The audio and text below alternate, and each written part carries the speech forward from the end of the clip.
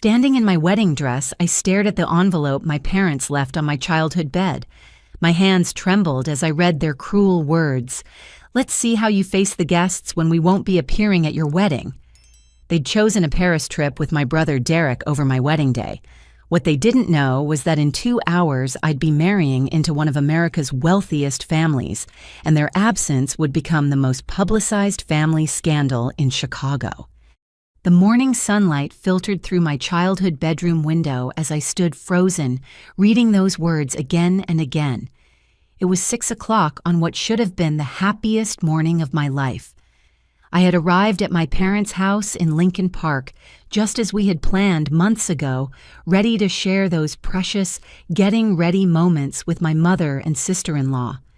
Instead, I found myself alone in an empty house that echoed with silence.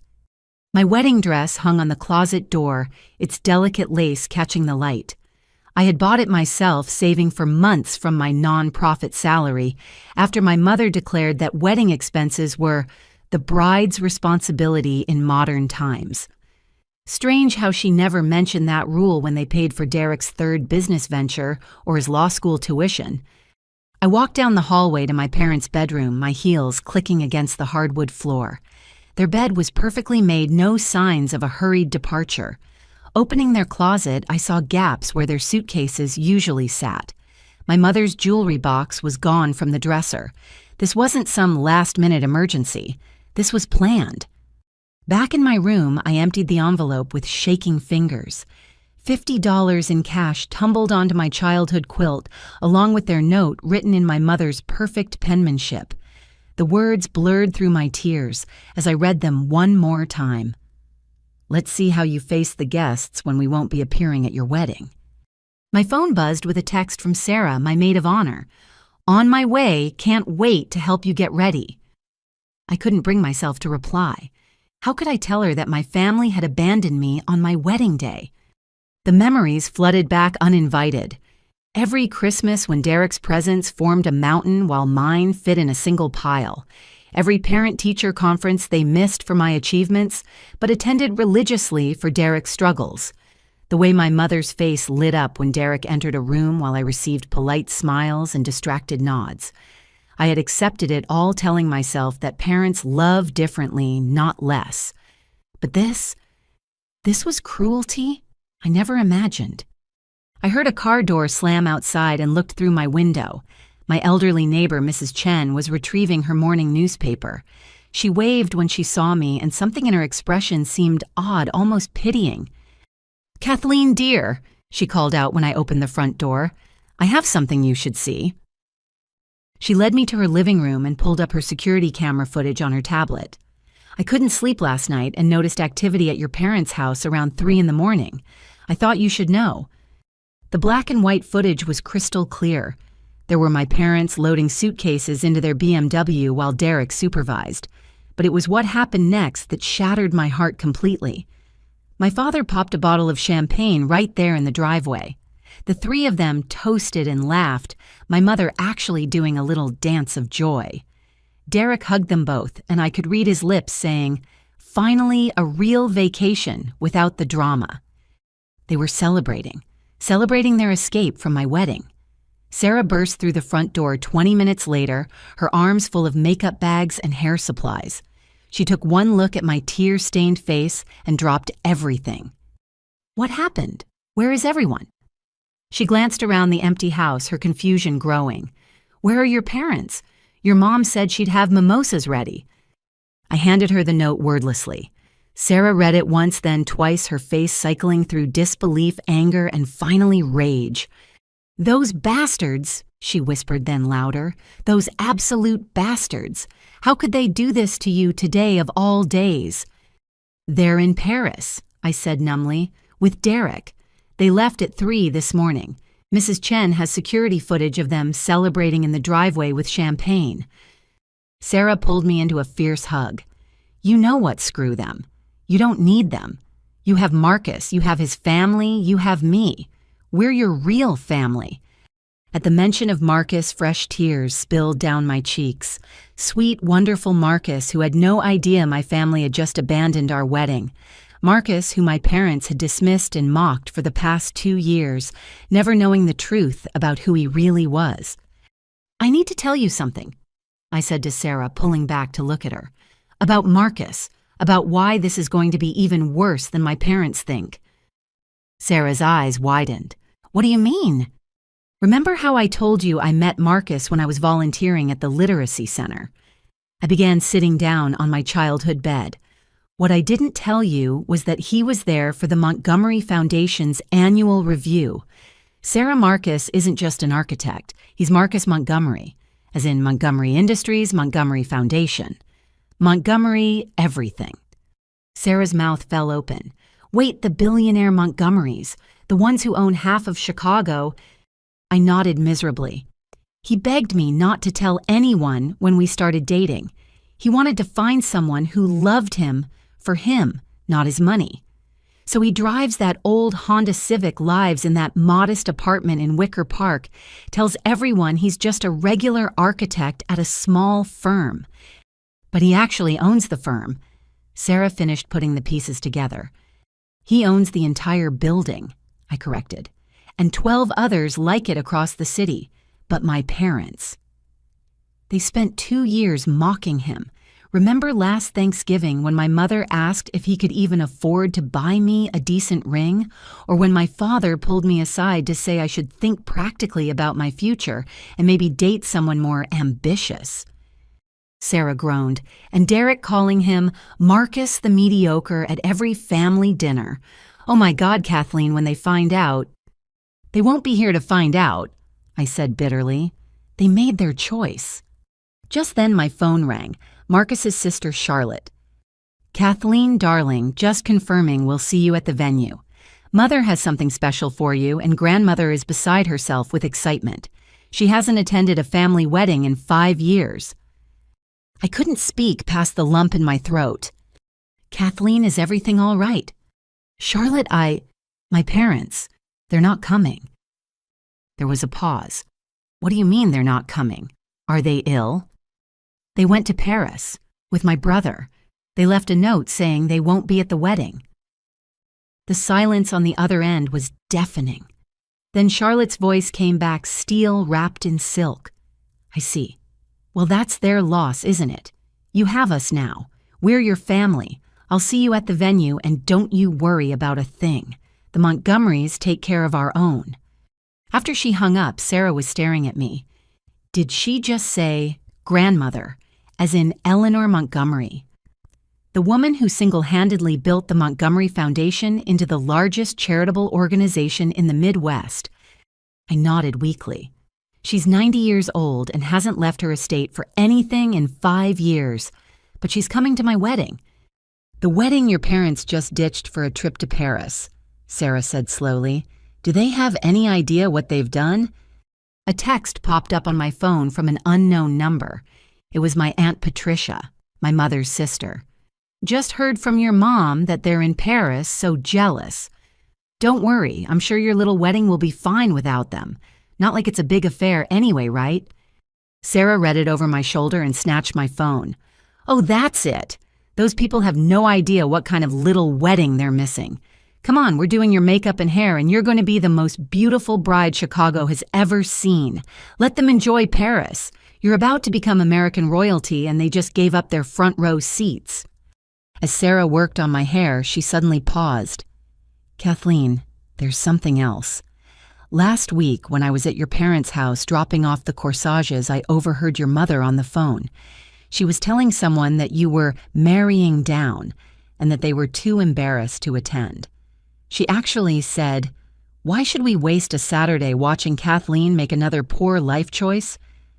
The words hit me like physical blows. My own mother too embarrassed to attend my wedding. Too embarrassed of me. By 8 o'clock, the hair and makeup team Marcus had hired arrived at my parents' house, transforming the living room into a makeshift salon. Sarah had called them to redirect from the hotel suite my parents were supposed to have booked. The team lead, an elegant woman named Monique, took one look at my puffy eyes and got to work without asking questions. "You're going to be radiant," she assured me, her French accent soothing. Mr. Montgomery specifically requested we make you look like the goddess you are. As they worked their magic, my phone buzzed constantly with texts from relatives and friends asking where my parents were. The wedding coordinator, Jennifer, called 3 times about the processional order. "I don't understand," Jennifer said on her 4th call, stress evident in her voice. "Your parents are listed as part of the processional. Your father is supposed to walk you down the aisle. The musicians need to know timing." "They won't be there," I managed to say. "Family emergency." "Oh no, should we postpone? Mr. Montgomery was very specific about everything being perfect for you." "No," I said firmly. "The wedding goes on, just adjust the processional." An hour later, a convoy of luxury cars pulled up outside. Through the window, I watched Eleanor Montgomery step out of a Bentley assisted by her driver. At 85, she moved with the bearing of a queen. Charlotte emerged from another car, her judge's robes traded for an elegant navy dress. Marcus's father, Richard, helped his wife, Grace, from their car. They swept into my parents' house like a force of nature. Eleanor took one look around the empty home, her sharp eyes missing nothing. "Where are your parents, dear child?" she asked directly. I couldn't lie to those penetrating eyes. "They went to Paris with my brother. They chose not to attend." The temperature in the room seemed to drop 10 degrees. Richard Montgomery's face darkened while Grace pressed her lips together, but it was Eleanor who spoke. "Their loss," she said crisply. "Charlotte, you'll walk Kathleen down the aisle. Richard called James and have him redirect the photographer to give us more preparation shots here. This is Kathleen's childhood home. Yes, we should document it properly." Charlotte took my hands. "I would be honored to walk you down the aisle. Federal judge escorting the bride, that'll make the society pages." "I couldn't ask you to do that," I protested weakly. "You're not asking. You're family now. We don't abandon family." Grace Montgomery opened a velvet box she'd been carrying. "I was going to give this to you at the reception, but I think now is better." Inside lay a stunning diamond necklace. "This was given to me by Eleanor on my wedding day. It's tradition for Montgomery brides to wear it." My hands shook as she clasped it around my neck. I don't know what to say. "Say you'll make my son happy," she said simply. "That's all we've ever wanted." Jennifer called again near hysteria. "The guests are starting to arrive and there's an entire section reserved for the bride's family. What should I do?" Richard took my phone. "Jennifer, Richard Montgomery, move the strings quartet to the bride's family section. Have them play throughout the ceremony. Problem solved." He handed back my phone with a wink. "I've handled bigger crises in boardrooms. A wedding is child's play." Eleanor was examining family photos on the mantel, her expression thoughtful. "Is this you?" She pointed to a family portrait where I stood slightly apart from my parents, and Derek, all of them angled toward each other while I faced forward alone. "Yes, from 5 years ago." She said nothing more, but her hand briefly touched my shoulder. Charlotte's phone rang. She listened for a moment, then her eyes widened. "Father, you need to hear this." She put it on speaker. Marcus's assistant, Oliver, was on the line. "Mr. Montgomery, I thought you should know. The Whitmore Paris Hotel called about a booking issue. Apparently a family named Sullivan checked in this morning, but their credit card was declined for incidentals. The name caught my attention since that's Miss Kathleen's family name. Should I look into it?" Richard's smile was sharp. "The Whitmore. How interesting. That's one of ours, isn't it?" "Yes, sir. Part of the European portfolio you acquired last year." "I see. Thank you, Oliver. No action needed for now." After he hung up, Richard turned to me. "Your parents are staying at one of our hotels. They have no idea, do they?" I shook my head, mortified. "They love that hotel. They brag about staying there." "Well," Eleanor said with a sniff, "they're about to learn what it means to cross the Montgomery family, though I suspect their education is just beginning." The ride to the venue was surreal. I sat in the back of the Bentley with Charlotte and Eleanor watching Chicago pass by through tinted windows.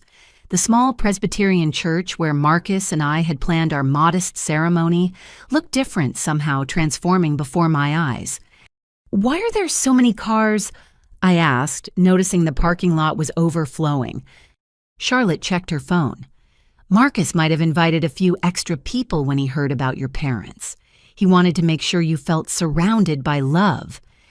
But it was more than a few extra people.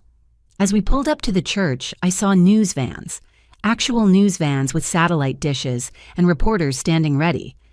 "What's happening?" I gasped. Eleanor patted my hand. "You're marrying a Montgomery dear. When the heir to the Montgomery fortune gets married, it's news.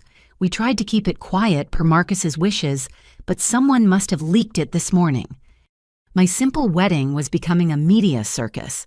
The wedding coordinator rushed to our car, now flanked by security guards I didn't recognize. "Change of plans," Jennifer said breathlessly. "We're using the private entrance. Mr. Montgomery's orders." Inside the bridal suite, my cousin Jessica was waiting with her teenage daughter, Emma. They both looked stunned. "Kathleen, what is happening? There are photographers everywhere, and did I just see Senator Williams?" Before I could answer, Charlotte stepped forward. "Yes, the senator is a family friend. Now, if you'll excuse us, the bride needs to finish preparing." But Jessica wasn't done. "Mom said Aunt Linda and Uncle Robert went to Paris today. How could they miss this?" She gestured vaguely at the chaos outside. "They made their choice," Eleanor said coolly. "Now are you here to support Kathleen or to gossip because we only have room for the former?" Jessica nodded quickly, properly chastised by the Montgomery matriarch. Emma, meanwhile, was staring at my necklace with wide eyes. "Is that real?" she whispered. "Everything about today is real," Charlotte said, "including the love between Marcus and Kathleen. That's what matters." Grace was on her phone, speaking rapidly. "Yes, the full team. I don't care if it's Saturday. The Montgomery wedding is proceeding, and I want our PR people here now." Through the window, I could see more guests arriving. A former governor stepped out of a town car. The CEO of Chicago's largest bank walked past with his wife. My work colleagues from the Literacy Center stood in a cluster looking overwhelmed. "I need to warn them," I said. "My friends, my coworkers, they don't know about Marcus. They think they're coming to a small wedding." "They're coming to your wedding," Eleanor corrected. "The size is irrelevant. The love is what matters." Sarah burst in, having parked the car. "Okay, you are not going to believe what just happened. I just saw 3 Bentleys, 2 Rolls Royces, and a literal motorcade pull up. There's a red carpet being rolled out. A red carpet, Kathleen." "Where's Marcus?" I asked, suddenly needing to hear his voice. "Already at the altar," Charlotte said. "He wanted me to give you this." She handed me a letter in Marcus's handwriting. "My darling Kathleen, I heard about your parents. I'm sorry they're missing the chance to see how loved you are, but today isn't about them. It's about us and the life we're building. Walk down that aisle knowing you're surrounded by people who choose to be here, who choose you. All my love, Marcus." Tears threatened my carefully applied makeup. Monique appeared as if by magic with tissues and powder. "No crying yet," she said. "Save it for the vows." A knock at the door interrupted us. Jennifer entered, looking frazzled. "The officiant has arrived. Judge Morrison sends his regards and wants to know if you need anything special mentioned during the ceremony." "Judge Morrison," I repeated weakly. "Federal Circuit Court Judge Morrison." "Supreme Court Justice Morrison," Eleanor corrected. "Retired, of course. He's been a family friend for 40 years. Marcus thought you'd appreciate having someone special officiate." My simple wedding with a local pastor had transformed into an event officiated by a Supreme Court justice. Through the walls, I could hear the string quartet warming up the murmur of hundreds of guests, the click of cameras. 2 minutes, Jennifer announced. Charlotte stood and offered me her arm. "Ready to become a Montgomery." I thought about my parents probably sipping champagne in Paris, convinced they'd ruined my day. They had no idea that their absence had triggered an outpouring of support from Chicago's most powerful family. No idea that their embarrassing daughter was about to have the wedding of the century. "I'm ready," I said, standing tall. As we walked toward the door, my phone lit up with a notification. Aunt Patricia had posted on social media, "At Kathleen's wedding, You won't believe who just walked in." Eleanor glanced at the phone and smiled. "Oh, my dear, they have no idea what they're missing. No idea at all." The music swelled, the doors opened, and I stepped into a transformed world. The sanctuary took my breath away. What should have been our simple ceremony with 75 guests had exploded into something from a fairy tale. Every pew overflowed with people. The walls were draped in white orchids and roses that hadn't been there during yesterday's rehearsal, and photographers lined the sides like sentinels. As Charlotte and I began our walk down the aisle, I saw faces I recognized from newspaper headlines and television. The mayor sat in the third row. The president of Northwestern University nodded warmly from across the aisle.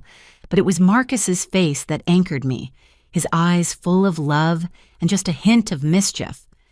He looked devastating in his custom tuxedo, flanked by his groomsmen, including his best friend James, who I now realized was James Chen, the tech mogul, who'd just taken his company public for $2 billion. The buddy from college Marcus played basketball with on weekends was one of the richest men in America.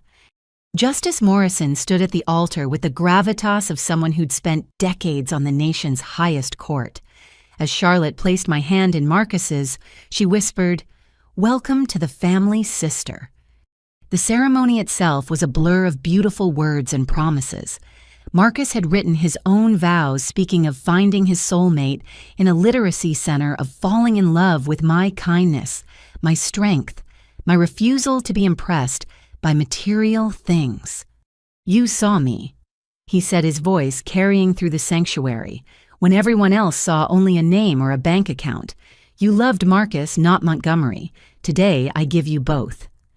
When Justice Morrison pronounced us husband and wife, the church erupted in applause that seemed to shake the ancient rafters. As we kissed, I heard the whir of professional cameras and saw phone screens lighting up throughout the congregation. But nothing prepared me for our exit. The modest church steps had been transformed with a white carpet lined with roses. At the bottom waited not the simple town car we'd hired, but a line of white Bentleys adorned with ribbons and flowers.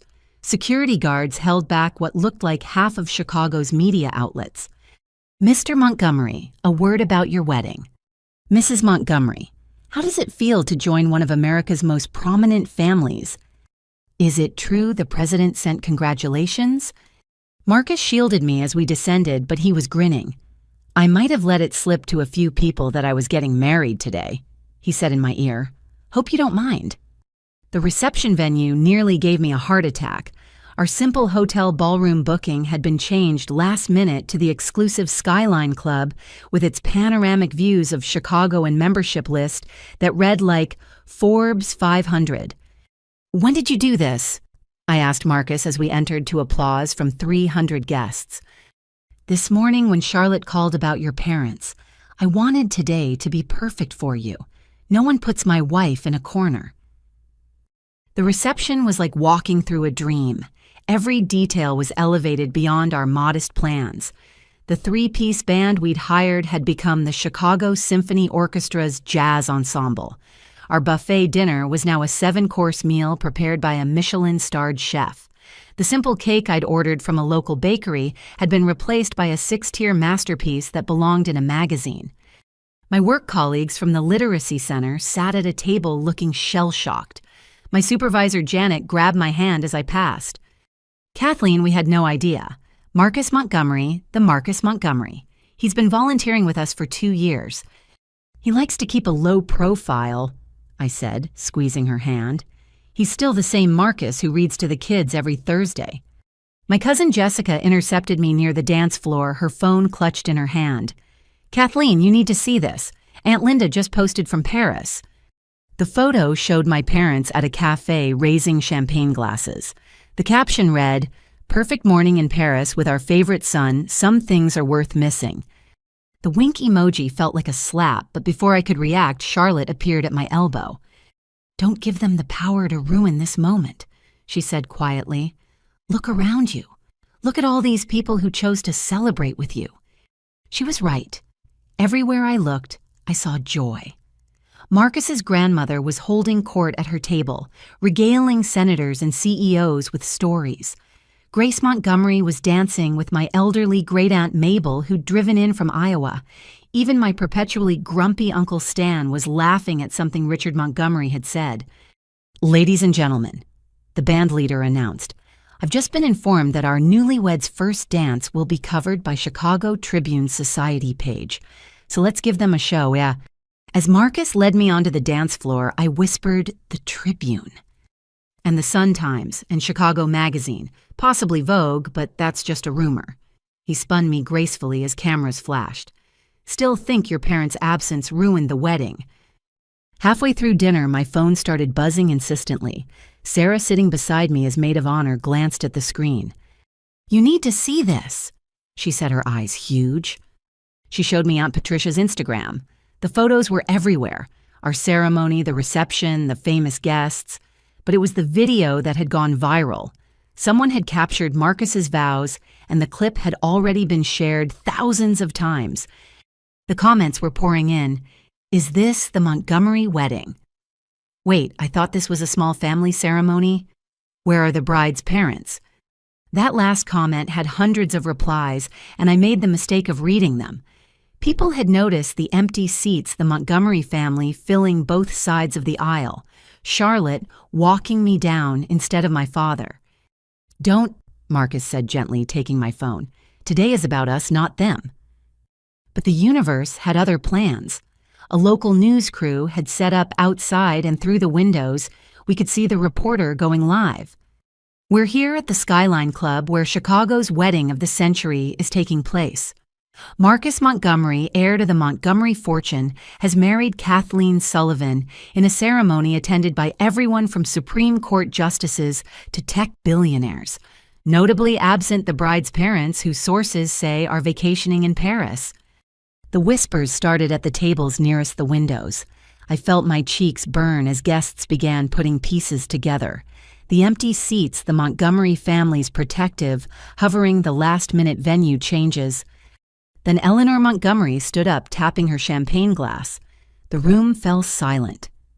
"I'd like to propose a toast," she said, her voice carrying to every corner. "To my new granddaughter, Kathleen. In my 90 years, I've learned that family isn't defined by blood, but by choice. Today, Kathleen chose Marcus, and we choose her. To the bride, who has shown us all what grace under pressure truly means." The room erupted in applause and cheers. People stood raising their glasses, and I had to bite my lip to keep from sobbing. This woman, American royalty in her own right, had just publicly claimed me as family in front of Chicago's elite. Forbes magazine's society reporter approached our table between courses. "Mrs. Montgomery, just a few questions for our feature." I was about to decline when Marcus nodded encouragingly. "Go ahead, sweetheart, tell them our story." So I did. I told them about meeting at the Literacy Center, about falling in love with a man who quoted poetry while teaching kids to read about building a relationship based on shared values rather than bank accounts. I didn't mention my parents once. But the reporter did.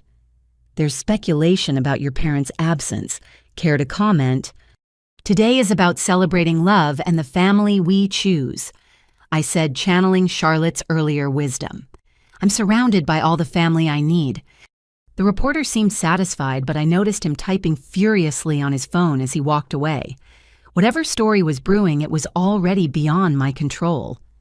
While I danced with my new father-in-law in Chicago, my parents were sitting down to a late dinner at their hotel restaurant in Paris. The Whitmore Hotel's dining room was exactly the kind of place my mother loved to brag about, with its crystal chandeliers and gold-leafed ceiling. According to Derek, who would later drunkenly confess the whole story to a bartender in Paris, who happened to be American and very interested in the tale, my mother was taking photos of every course to post on social media. "Linda, look," my father said, pointing to the large screen television over the bar. "Is that Chicago on the news?" The volume was muted, but the images needed no sound. There was the Skyline Club lit up like a jewel against the night sky. There were helicopters circling overhead, their searchlights creating patterns on the building.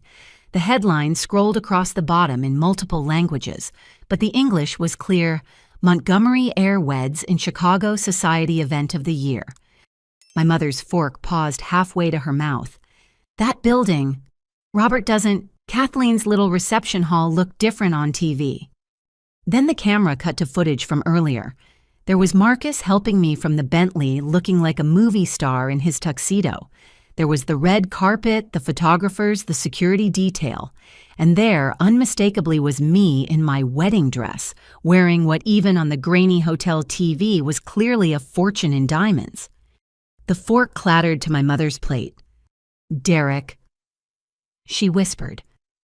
What did that caption say? Did it say, Montgomery? Derek, who had been posting his own smug updates about escaping family obligations for the City of Light, looked up from his phone. His face went white as he processed what he was seeing. The screen now showed a split image. On one side, a professional photo of Marcus from some charity gala. On the other, a candid shot of us from the reception dancing while surrounded by people Derek recognized, even from across an ocean. "Is that the mayor?" he choked out, and Judge Chen from the federal court.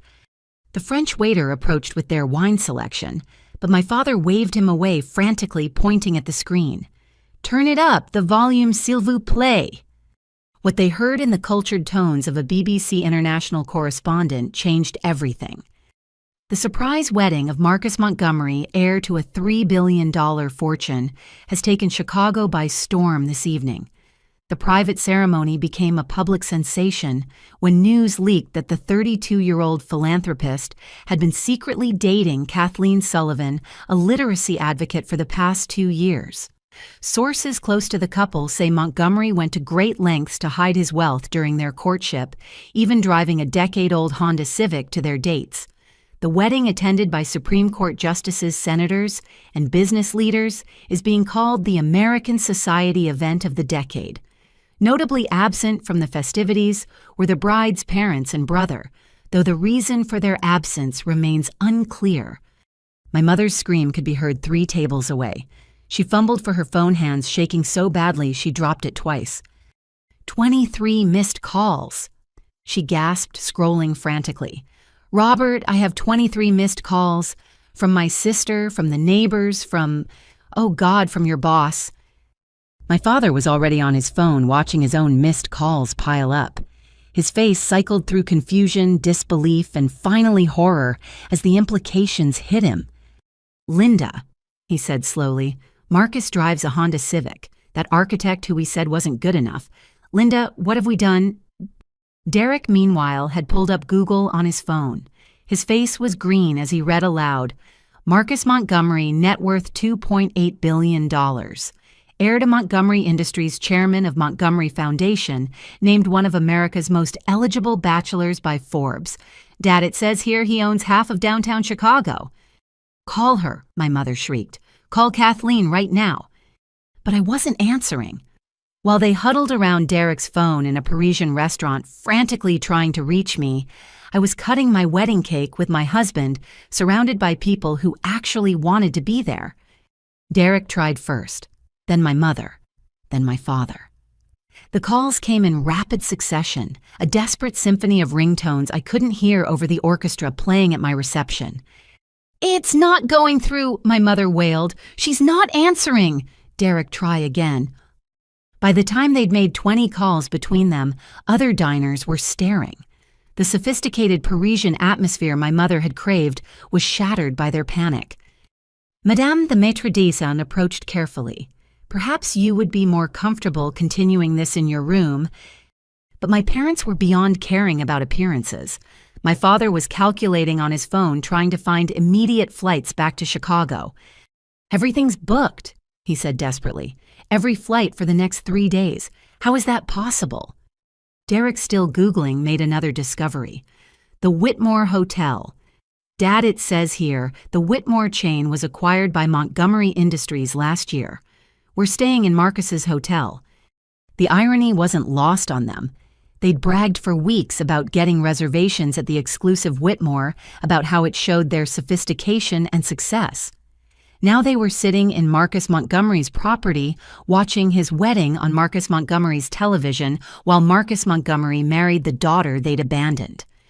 "We have to get back," my mother said, standing so abruptly she knocked over a water glass. "We have to explain. It was a misunderstanding. We didn't know—" But even as she said it, the words rang hollow. They hadn't abandoned me because they didn't know about Marcus's wealth. They'd abandoned me because they didn't value me. The money just made their choice catastrophically stupid instead of merely cruel. Back in their hotel suite, my parents' desperation reached new heights. The elegant room with its view of the Eiffel Tower had become a war room of panic and regret. My mother sat on the bed hitting redial over and over, while my father paced the carpet laptop open as he searched for any possible way home. Still no answer. My mother moaned after the 30th call. "Robert, she's not picking up. What if she never speaks to us again?" "Linda, stop catastrophizing and help me look for flights." My father snapped, though his own hands were trembling. "There has to be something. People fly from Paris to Chicago every day." Derek was slumped in a chair, his phone buzzing constantly with messages from friends who'd seen the news. "Jessica just texted. She says the reception is at the Skyline Club. Do you know how impossible it is to get in there? I tried to book it for a client dinner once and they laughed at me." "I don't care about the damn venue," my father roared. "I care about the fact that we just insulted one of the richest families in America." "You mean we insulted our daughter?" My mother corrected quietly, a moment of clarity breaking through her panic. "That too," my father admitted, collapsing into a chair. They kept calling. 35 times. 40. By the 50th call, my voicemail was full, but they weren't done. My mother, in a move that would haunt her for years, decided to post on social media. "So proud of our beautiful daughter on her wedding day. Wish we could be there, but Paris called love you, sweetheart." The response was immediate and brutal. "Where were you?" my Aunt Patricia commented. "Linda, how could you miss this?" "Worst parents ever," wrote someone I'd gone to high school with. "Imagine missing your daughter marrying a billionaire," another person added. The comments poured in faster than my mother could delete them. Her attempt at damage control had become a public roasting. She turned to my father, tears streaming down her face. Everyone knows what we did."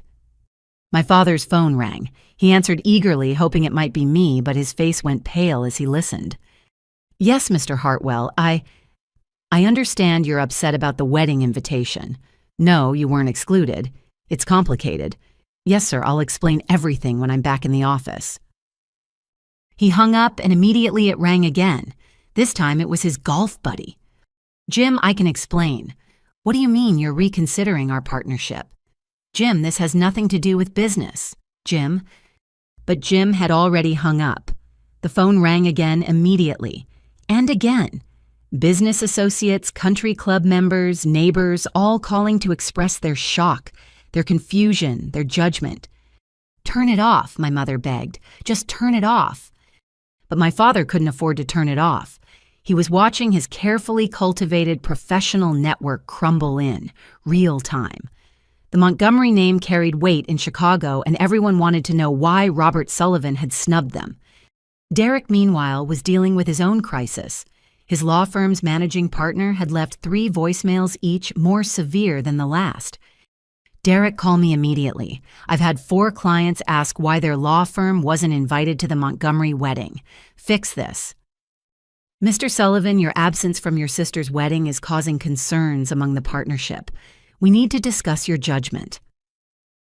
"Derek, consider yourself on administrative leave pending a review of how this situation reflects on the firm. Report to my office Monday morning." "They can't do that," Derek protested. "It's not illegal to miss a wedding." "It is when that wedding involves the Montgomery family and half our client base," my father said grimly. "You didn't just miss your sister's wedding son, you missed the networking opportunity of a lifetime." My mother tried calling again. Still no answer. She'd now called 55 times, and my phone had long since been turned to silent, tucked away in Marcus's jacket pocket as we danced and celebrated. "Maybe if we send flowers," she suggested desperately. "The biggest arrangement they have, to the reception venue." "Linda, it's midnight here. It's 6 p.m. in Chicago. Even if we could find a florist, the reception will be over before they arrive." "Then to their home, where do they live?" Derek looked up from his phone. "According to this article, Marcus just bought a $40 million estate in Winnetka. That's where—" "Oh, God." "What?" "That's where all the Montgomery family compounds are. She's not just married to money, Mom. She's literally moving into American royalty territory." My mother let out a wail that probably disturbed every guest on their floor. She grabbed her phone and tried one more time. Call number 60. Still no answer. "We have to go home," she said, "right now, tonight." "I told you everything's booked," my father repeated. "Then we'll go to the airport and wait on standby. We'll take a train to London and fly from there. We'll rent a private jet if we have to." "With what money?" my father asked bitterly. "We spent our savings on this trip, remember?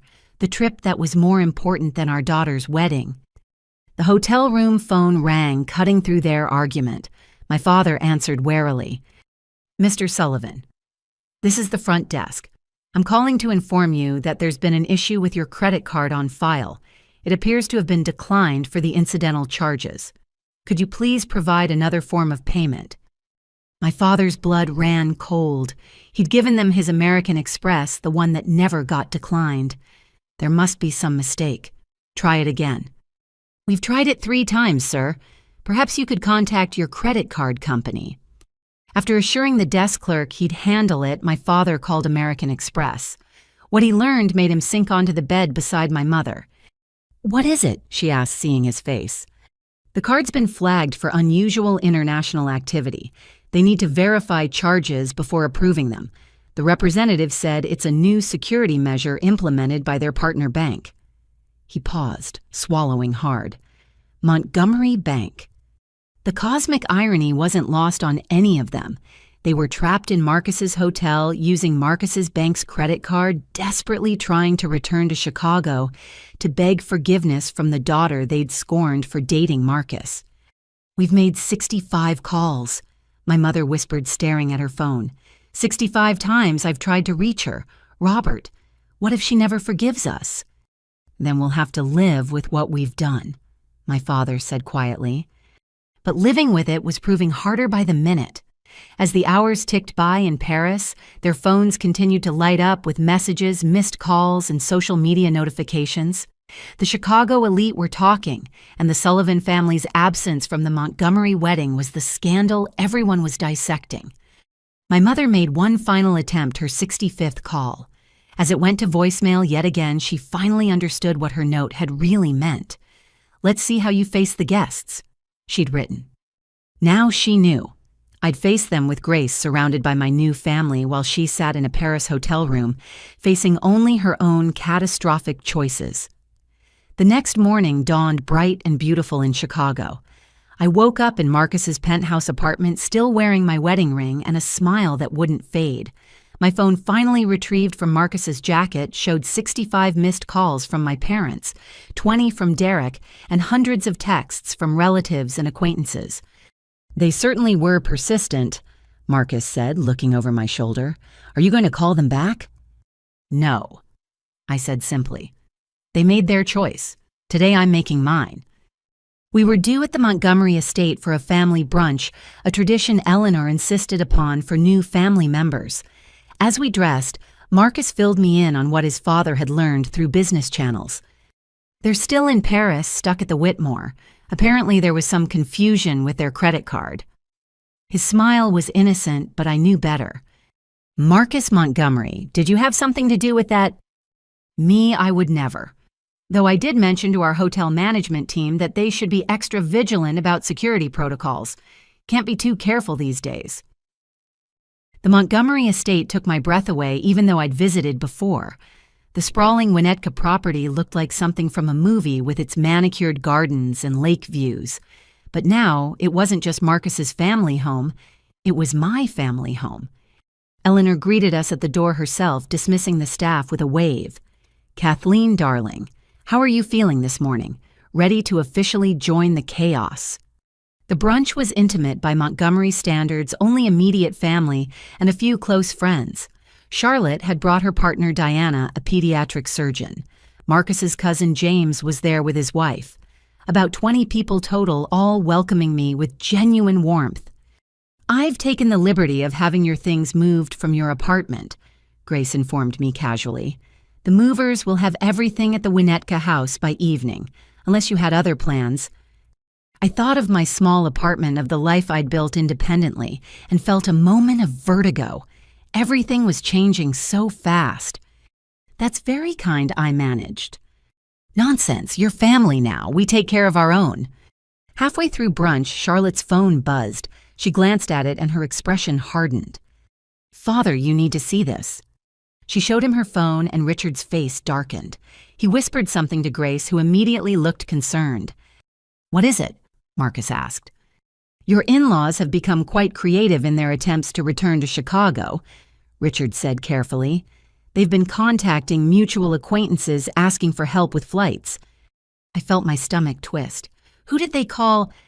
"Several of my business associates, Judge Hoffman, the mayor's office, if you can believe it. They're claiming there was a family emergency and they need to return immediately." Eleanor sniffed disdainfully. "The only emergency is their sudden realization of what they've lost." "There's more," Charlotte added reluctantly. "Aunt Patricia has been making the rounds on social media trying to do damage control. She's posting old photos of you with your parents, talking about how close your family has always been. She showed me Patricia's latest post, a photo from my college graduation with my parents captioned, 'Family is everything. So proud of our dear Kathleen. Can't wait to celebrate with her soon.'" The comments below were scathing. People who'd been at the wedding were calling out the lies, posting photos of the empty family section, asking where this close family had been yesterday. "I need some air," I said, standing abruptly. Marcus followed me to the garden where we sat by the lake. The contrast between this peaceful moment and the chaos my parents were creating was stark. "They're going to keep trying," I said quietly. "They won't stop until they find a way to make this about them." "Then we'll handle it," Marcus said simply. "Together." "Your family must think I come with so much baggage." "My family thinks you're remarkable. Do you know what grandmother said this morning? She said she hasn't seen me this happy since my mother died, that you've brought light back into our family." Inside, the family was strategizing. Richard had his lawyer on the phone discussing options. Grace was coordinating with their PR team. But it was Eleanor who surprised me most. "Kathleen," she called me over. "Sit with me." I sat beside the Montgomery matriarch, feeling like a child despite my 28 years. "I was estranged from my father for 10 years, she said quietly. "He didn't approve of my marriage to Marcus's grandfather, said I was marrying beneath me." She laughed a dry sound. "George built this entire empire from nothing, and my father died too proud to admit he was wrong." "I'm sorry," I said, not sure what else to offer. "Don't be sorry, be smart. Your parents will eventually make it back to Chicago. They'll show up at your door with tears and apologies and expectations of forgiveness. The question is, what do you want?" I thought about it, really thought about it. I want them to understand that they can't hurt me anymore, that their approval or disapproval doesn't define my worth. Eleanor nodded approvingly. "Good, then we'll make sure that's exactly what happens." The rest of the brunch passed peacefully, but I could see the Montgomery machine working in the background. Calls were made, plans were laid. This family didn't just react to problems, they anticipated and neutralized them. As we were leaving, my phone buzzed with a text from an unknown number. It was a screenshot from someone at my father's company. An internal email had gone out announcing that Robert Sullivan would be taking some personal time to address family matters. "They're already feeling the consequences," Marcus noted, reading over my shoulder. But I didn't feel vindicated, just sad. They'd created this situation entirely on their own, and now they were paying the price. That evening, as movers efficiently transferred my life from my small apartment to the Winnetka estate, I found the photo album my mother had made for my high school graduation. Page after page of family photos, but looking at them now, I could see what I'd been blind to before. In every photo, I stood slightly apart. In every group shot, my parents angled toward Derek. The evidence had always been there. I closed the album and handed it to the movers. "This can go in storage," I said. Marcus appeared with a glass of wine and a gentle smile. "Charlotte called. Your parents made it to London. They're trying to book a flight from there." "How long before they make it back?" "Richard's estimate 2 days minimum, 3 more likely." 3 days. I'd been married for less than 24 hours and already my new life felt more real than the 28 years that came before. "When they get here," I said slowly, "I don't want to see them. Not yet. Maybe not ever." "Then you won't," Marcus said simply. "Security has already been briefed. The estate is private property. They won't get past the gates unless you want them to."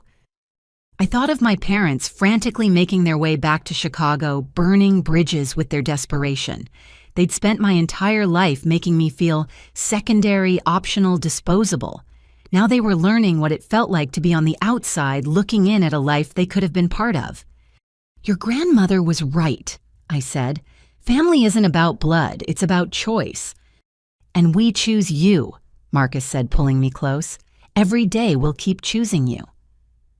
As the sun set over Lake Michigan, painting the sky in shades of pink and gold, I stood in my new home, surrounded by boxes of my old life. Somewhere over the Atlantic, my parents were desperately trying to undo their choices. But here, in this moment, I was finally exactly where I belonged. Monday morning arrived with all the force of a Midwest summer storm.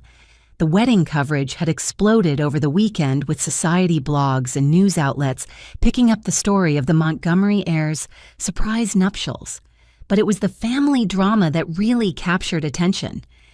I was sitting in the breakfast nook of our Winnetka home, marveling at how natural it felt to call it our home, when Marcus came in with his tablet. "You might want to see this," he said, though his expression suggested maybe I didn't. The Chicago Tribune Society page had run a full feature, "The Wedding That Shocked Chicago High Society." But it was the subtitle that made my heart sink, "Montgomery Heir Marries Despite Family Abandonment." The article was surprisingly well-researched. They'd interviewed wedding guests, tracked down the Paris hotel where my parents had posted their champagne photos, even found Derek's smug social media posts about escaping family obligations. The journalist had painted a devastating picture of parents who chose vacation over their daughter's wedding, only to discover they'd missed their chance at connecting with one of America's most powerful families. "I didn't want this to be about them," I said, pushing the tablet away. "It's not," Marcus assured me. "Look at the last paragraph." I read it aloud. "Despite the family drama, sources close to the couple say the new Mrs. Montgomery handled the situation with remarkable grace. She didn't let it ruin her day," one guest observed. "If anything, it showed everyone exactly what kind of person she is, someone who rises above petty cruelty and chooses joy instead." See, you're the heroine of this story, not the victim. Charlotte arrived an hour later with a security briefing that made my head spin. Apparently, reporters had been trying to track down my parents' return flight information. 3 different news outlets had requested interviews with me. Someone had even started a Twitter hashtag, "We're Wedding Chicago." "It'll die down in a few days," Charlotte assured me. "Something else will capture their attention. Though you should know Mother has been fielding calls all morning from various charity boards wanting to know if you'll be taking an active role in the Montgomery Foundation." "I hadn't thought about it," I admitted. "Well, start thinking. You're not just married to Marcus. You're a Montgomery now. That comes with opportunities and responsibilities." She was right, of course. I'd been so focused on my family's betrayal that I hadn't fully processed what joining the Montgomery family meant beyond the wealth and status. Marcus sensed my overwhelm, "which is why," he announced, "we're leaving for our honeymoon this afternoon." "This afternoon? But I thought we weren't going until next week." "Change of plans. The jet's ready, the island's waiting, and frankly, I think we both need some time away from the circus." He showed me his phone where I glimpsed an itinerary for a private island resort in the Caribbean. 2 weeks of absolute privacy and luxury. But what about my parents? They're probably landing in the next day or two. Eleanor, who'd arrived with Charlotte, spoke up. "Perfect timing then. Let them return to the consequences of their choices without you here to absorb their drama." She was right. If I stayed, I'd be tempted to listen to their excuses to let them drag me back into old patterns. Distance would give me clarity and them time to truly understand what they'd thrown away. I went upstairs to pack my phone, buzzing constantly on the dresser. I finally looked at it, scrolling through the missed calls. 65 from my mother, 20 from Derek, 15 from my father. Various numbers from aunts, uncles, cousins, all suddenly interested in reconnecting. But it was a text from my former coworker that caught my attention. "Your mom just called the Literacy Center asking for your new address. Janet didn't give it to her but thought you should know." They were already trying to track me down, and they weren't even back in the country yet. A knock on the bedroom door interrupted my packing. Grace Montgomery entered with a sleek travel bag. "I took the liberty of having some resort wear delivered," she said, unzipping the bag to reveal designer sundresses and swimsuits. "Consider it a wedding gift." "Grace, this is too much." "Nonsense. You're my daughter now. Let me spoil you a little." She sat on the bed watching me fold clothes. "Can I give you some advice?" I nodded. When Richard and I were first married, his family was against it. I was new money, you see. Texas Oil. They were old Chicago society. The first year was brutal. Every family gathering, every charity event, I could feel their judgment. She smiled at the memory. But Richard chose me. Every day he chose me. And eventually, they had no choice but to accept it. "My parents aren't society people judging my choice," I pointed out. "They're just cruel. Which makes it easier in a way. You don't need their approval. You never did. But it took them showing you their worst for you to finally see it." Downstairs, Marcus was coordinating our departure with military precision. The jet would take us to a private airstrip where a boat would ferry us to the island. No flight manifests for reporters to track, no hotel registrations to leak. "Your phone," he said, holding out his hand. "You won't need it where we're going." I hesitated. Those 65 missed calls felt like a weight in my pocket. "They can wait," he said gently. "You've waited your whole life for them to prioritize you. 2 weeks won't kill them." I handed over the phone, feeling suddenly lighter. Charlotte drove us to the private airport, filling the ride with tactical advice.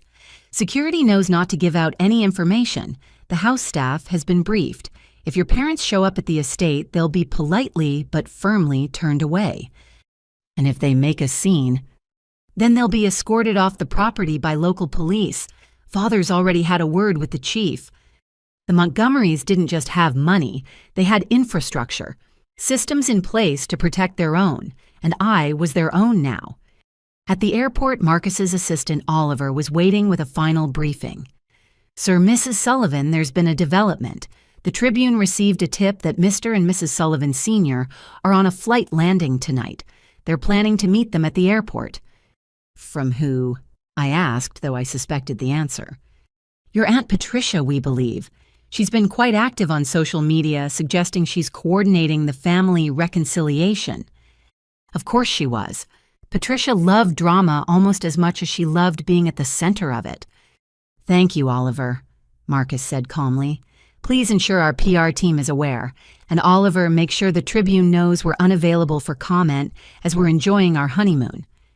The pointed message would be clear while my parents scrambled to return and save face. Marcus and I were moving forward with our lives. As we boarded the sleek private jet, I marveled at how different this was from the honeymoon we'd originally planned. A long weekend in Michigan's wine country, staying at a modest bed and breakfast. That seemed like a lifetime ago now. "No regrets?" Marcus asked as we settled into the plush leather seats. I thought about my parents, probably somewhere over the Atlantic, planning their strategy for winning me back. About Derek facing his law firm's partners. About the circus waiting for us back in Chicago. None, I said firmly. For the first time in my life, I'm exactly where I want to be. As Chicago disappeared below us, I left behind more than just a city. I left behind 28 years of being second choice, of accepting scraps of affection, of making myself smaller to avoid disappointment. My phone powered off and locked in a drawer at home would accumulate more missed calls. 65 would become 70, 80, 100, but I wouldn't be there to count them. Instead, I'd be on a private island with my husband learning what it felt like to be someone's first choice, learning what it felt like to be truly, completely, unconditionally loved. The Caribbean stretched out below us, turquoise and infinite. Behind us, my parents' plane carried them toward a Chicago that had already moved on without them. They'd returned to find their daughter gone, their reputations tarnished, their choices irreversible. But that was their story to live with now. Mine was just beginning. 3 days into our Caribbean honeymoon, I was floating in the infinity pool of our private villa when Marcus appeared with his tablet, a reluctant expression on his face. "I debated whether to show you this," he said, "but Charlotte insisted you should know what's happening back home." The Chicago Sun-Times had published a photo that made my stomach turn. There were my parents at O'Hare Airport looking haggard and desperate, surrounded by reporters. My mother's usually perfect hair was disheveled, my father's suit wrinkled from the long journey. But it was the large banner Derek was holding that truly stunned me. "We're sorry, Kathleen, please come home." They actually brought a banner to the airport, I said, incredulous. "It gets worse," Marcus said gently. "Watch the video." The news clip showed my mother sobbing dramatically for the cameras. "We made a terrible mistake," she wailed. "We just want our daughter back. Kathleen, sweetheart, if you're watching this, please call us. Please let us explain." My father stepped forward, clearly trying to take control of the narrative. "This has all been blown out of proportion. We had this trip planned for months. We didn't know the wedding date would conflict." The reporter's follow-up was brutal. "But Mr. Sullivan's social media posts show you toasting with champagne as you left for the airport at 3 a.m. That seems deliberately celebratory." My father stammered, unable to answer, while Derek tried to push the cameras away. The spectacle was excruciating to watch. "Charlotte says they went straight from the airport to your old apartment," Marcus continued. "The building manager had to call the police when they wouldn't leave." I set down my tropical drink, my paradise moment shattered. "The police?" "They were demanding the building manager give them your forwarding address. When he refused, they tried to convince other tenants to let them in. Mrs. Kowalski from the 3rd floor apparently gave them quite an earful about being terrible parents." Despite everything, I felt a flash of warmth from my former neighbor who'd always slipped me cookies and worried I was too thin. The next update came from Oliver, who was managing things in Chicago. My parents had shown up at the literacy center where I used to work, disrupting a children's reading program with their demands to know where I was. Janet, my former supervisor, had threatened them with a restraining order. "They're spiraling," I observed, watching another news clip of them being escorted from the building. "They're desperate," Marcus corrected. "There's a difference." By evening, as we ate fresh-caught seafood on our private beach, the situation in Chicago had deteriorated further. Charlotte called with updates, each more mortifying than the last. "They tried to get into the Skyline Club for lunch, claiming they were meeting you. When that didn't work, your mother actually told the maitre d' she was Mrs. Montgomery's mother. Security had to remove them." "She claimed to be my mother-in-law," I asked, appalled. The maitre d' knew better. He was at the wedding, saw the empty family section. The whole thing was captured on someone's phone, and it's already trending on Chicago's social media. My parents, who'd spent years cultivating their image as successful, sophisticated people, were destroying their own reputation in real time. Every desperate move, every public scene, every lie told to try to find me was being documented and shared. "There's more," Charlotte said reluctantly. "They've hired a publicist, some bottom feeder who's shopping around an exclusive tell-all interview about their side of the story." "What side?" I exploded. "They chose Paris over my wedding." According to their narrative, it was all a misunderstanding. They claim you gave them the wrong date, that you've always been dramatic and difficult, that they're victims of the Montgomery family's elitism. The betrayal felt fresh all over again. Not only had they abandoned my wedding, now they were trying to rewrite history to make themselves the victims. Marcus took the phone from my shaking hands. Charlotte, handle it. Whatever legal means necessary. They don't get to profit from their cruelty. After he hung up, we sat in silence on the beach, the waves lapping at the shore. Paradise felt tainted now, their drama reaching across thousands of miles to disturb our peace. "I'm ruining our honeymoon," I said miserably. "No," Marcus said firmly. "They are, but we're not going to let them." He stood pulling me up with him. "Come on, we're going sailing tomorrow. No phones, no tablets, no updates from Chicago. Just us and the ocean." But even as we tried to escape into our bubble of newlywed bliss, the circus in Chicago continued. The next morning, while we were preparing our sailboat, Richard Montgomery was handling the situation with corporate efficiency. He'd discovered my father had been inflating his connection to the Montgomery family to secure new clients. Words like fraud and misrepresentation were being thrown around. My father's company put him on indefinite suspension pending an investigation. Derek's situation was equally dire. His law firm mortified by the public spectacle and his association with what was being called the wedding scandal had moved from administrative leave to suggesting he might want to explore other opportunities. My mother, meanwhile, had been removed from every charity board and social committee she'd worked years to join. The same women who'd lunched with her for decades now crossed the street to avoid her. "They're becoming pariahs," Grace Montgomery told me during one of our brief check-ins. "It's actually rather impressive how quickly they've managed to destroy their own lives." But the pinnacle of their desperation came when they tried to access the one place they thought they had a right to be, the house where I'd grown up. Security footage from the Winnetka estate showed them at the gates arguing with the guards. My mother was actually shaking the bars, screaming about her rights as a mother. My father was threatening legal action. Derek was trying to climb the fence before security firmly encouraged him to reconsider. "Let me get this straight," I said to Marcus as we watched the footage on Charlotte's emergency call. "They went to your family's estate thinking I'd be there."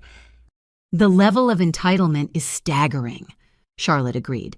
"They genuinely believe they have a right to access your life whenever they choose." The police were called. Again. This time there were formal trespassing warnings issued. The local news, which had been following the story with glee, was there to capture every mortifying moment. The headline the next day was brutal. "Parents who skipped daughter's wedding attempt, break-in at Montgomery estate." From our sailboat in the Caribbean, anchored in a secluded cove, I watched the sunset paint the sky in shades of pink and gold. Somewhere in Chicago, my parents were facing the consequences of their choices.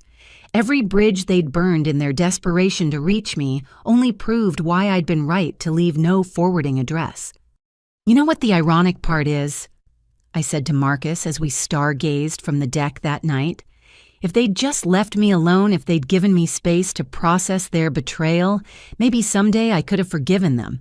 But this desperate public manipulative campaign, they're showing everyone exactly who they really are." "Who they've always been," Marcus corrected gently. "You just see it clearly now. A shooting star streaked across the sky and I didn't make a wish.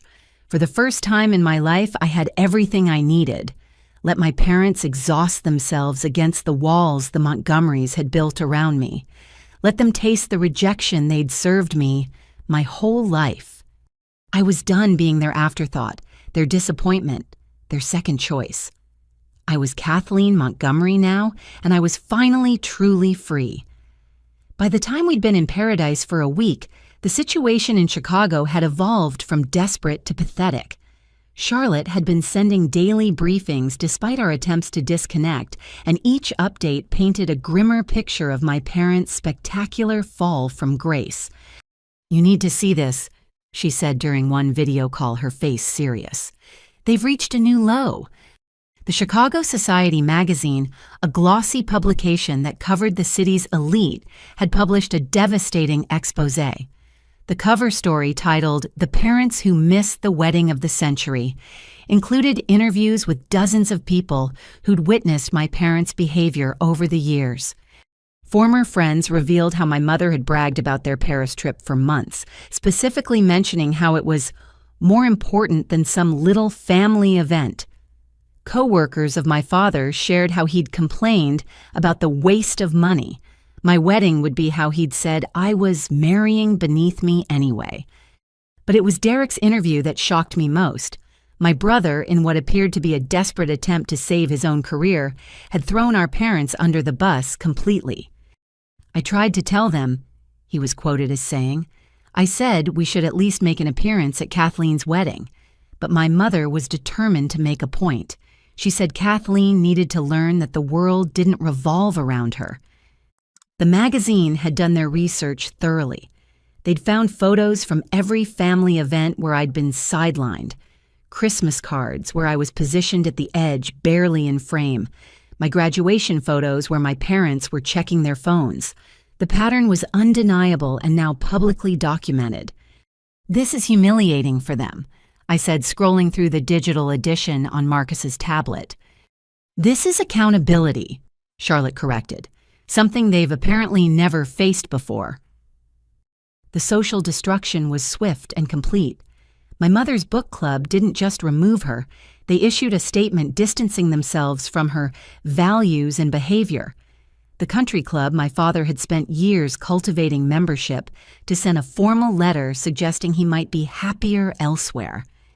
Their neighbors in Lincoln Park, people who'd smiled and waved for decades, now actively avoided them. Someone had even started a petition to have them removed from the Neighborhood Watch Committee, citing character concerns. Marcus found me on the beach one afternoon, staring at the waves with tears streaming down my face. "I didn't want this," I said as he sat beside me. "I just wanted them to love me, or at least pretend convincingly." "You didn't cause this," he reminded me. "Every consequence they're facing is a direct result of their own choices. Not just missing the wedding, but years of treating you as less than." He was right, but it didn't make watching their destruction any easier. These were still my parents, the people who'd raised me even if they'd done it badly. Some part of me, probably the part that would always be that little girl seeking their approval, felt guilty. Eleanor called that evening with her trademark directness. "Stop feeling guilty," she commanded before I'd even said hello. "I know you are because you're a good person, but guilt is wasted on people who feel no remorse." "How do you know they feel no remorse?" "Because remorseful people apologize and change. They don't hire publicists and try to break into private property. Your parents are only sorry they're facing consequences, not sorry for what they did." She was right, of course. Every action they'd taken since returning from Paris had been about them. Their reputation, their image, their access to the life they thought they deserved. Not once had they simply said, "We were wrong and we're sorry," without qualifiers or excuses. The next day brought fresh humiliation for them. Derek's law firm officially terminated his employment, citing actions incompatible with the firm's values. The legal community in Chicago was small and gossipy. Everyone knew why he'd been fired.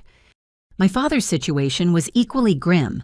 Not only was he suspended from his job, but several major clients had pulled their accounts, specifically citing his poor judgment and questionable ethics as reasons for severing ties. "He built that client list for 20 years, I murmured, reading the update. "And destroyed it in 2 weeks, Marcus observed. "That takes talent." My mother, who hadn't worked in 15 years thanks to my father's income, was now frantically applying for jobs. But who would hire someone whose public meltdown was still trending on social media? Videos of her shaking the gates of the Montgomery estate had become a meme with captions like, "When you realize you played yourself," and "Missing your daughter's wedding priceless," finding out she married a billionaire karma. The financial pressure was mounting for them. Legal fees from their various stunts, the loss of income, the Paris trip they'd charged to credit cards they could no longer pay off. The life they'd built on appearances and social climbing was crumbling. "They're going to lose the house," Charlotte informed us during another call. "My sources at the bank say they're already behind on payments." The Lincoln Park house, where I'd grown up, where they'd hosted dinner parties to impress people who now wouldn't return their calls, would soon have a foreclosure notice. It should have felt like justice. In many ways it did. But it also felt hollow. All I'd wanted was parents who chose me, who showed up for me, who loved me the way parents should love their children. Instead, I got this, a public spectacle of their selfishness and its consequences. A week later, as our honeymoon neared its end, one final piece of news reached our island paradise. The tell-all interview my parents had tried to shop around had been rejected by every outlet, not because the media had suddenly developed ethics, but because the Montgomery legal team had made it clear that any publication running lies about their family would face swift and devastating legal action. "We protect our own," Richard had said simply when asked about it. My parents' last attempt at controlling the narrative had failed. They were left with nothing but the wreckage of their choices. No daughter to manipulate, no social status, to maintain no financial security to cushion their fall. From my lounge chair on the beach, I raised a glass of champagne. The good kind, not the cheap stuff they'd toasted with at 3 a.m. as they abandoned me. "What are we toasting?" Marcus asked, joining me with his own glass. "New beginnings," I said, "and the family we choose." As we clinked glasses, I made a decision. When we returned to Chicago, I wouldn't hide from the drama. I'd face it head-on with the support of my new family. My parents could exhaust themselves against the life they'd excluded themselves from. I had better things to do than watch them self-destruct. I had a life to build, a marriage to nurture, and a family who'd chosen me when my blood relatives couldn't be bothered. Their social destruction was complete, but my construction of a new life was just beginning. Our last day in paradise was interrupted by what Charlotte called the most pathetic attempt at manipulation yet. My parents, having exhausted every private avenue to reach me, had decided to go fully public with their campaign for forgiveness. They've hired Bradley Sterling. Charlotte said naming Chicago's most notorious crisis management publicist, the man who tried to rehabilitate that embezzling alderman's image last year. I was back on the beach, toes in the sand, when Marcus brought out his laptop to show me the live stream. Against my better judgment, I watched. My parents sat on a set that looked like a low-budget morning show with Bradley Sterling beside them like a discount therapist. My mother had clearly been styled for maximum sympathy. Conservative dress, minimal makeup tissues clutched in her hand. My father wore his best suit, but it hung loose on him now, the stress of the past 2 weeks showing in his hollow cheeks. "We just want our daughter to know we love her." My mother began, her voice catching dramatically. "This has all been a terrible misunderstanding." "A misunderstanding," the interviewer pressed. "You left for Paris on your daughter's wedding day. You posted celebratory photos with champagne." "We had the dates confused," my father interjected smoothly. "We thought the wedding was the following weekend." I nearly threw Marcus's laptop into the ocean. They're actually lying on live television. But the interviewer wasn't buying it either. "Mr. Sullivan, we've obtained a copy of the wedding invitation clearly dated 3 months ago. Are you saying you misread your own daughter's wedding invitation?" My parents exchanged panicked glances. Bradley Sterling leaned forward, trying to redirect. "What's important here is that this family wants to heal. Linda and Robert have admitted they made a mistake." "Have they?" The interviewer cut him off. "Because I'm hearing excuses, not apologies." My mother burst into theatrical tears. "We're sorry, we're so sorry. We just want our little girl back." "The little girl you left a cruel note for," the interviewer read from her notes. "Let's see how you face the guests when we won't be appearing at your wedding." That doesn't sound confused about dates. That sounds deliberate. The interview was a disaster. Every attempt to spin the narrative fell apart under basic questioning. When my father tried to claim they'd always supported my relationship with Marcus, the interviewer produced screenshots of Derek's social media posts mocking Marcus the mediocre. "That was taken out of context," Derek said weakly from his seat beside them. What context makes calling your sister's fiancé mediocre acceptable? The interviewer shot back. But the true revelation came near the end when the interviewer asked about their current situation. Is it true you're facing foreclosure on your home? My mother's face crumbled. My father's mask of control finally slipped. Our financial situation is temporary, he said stiffly. Once this misunderstanding with Kathleen is resolved— You mean once you have access to the Montgomery fortune? The interviewer suggested. The silence was deafening. Even Bradley Sterling couldn't spin that implication away. How dare you suggest? My mother began. I'm not suggesting anything, Mrs. Sullivan. I'm asking if your desperate attempts to contact your daughter have anything to do with your current financial crisis. We love our daughter, my mother wailed. You loved Paris more on her wedding day, the interviewer said flatly.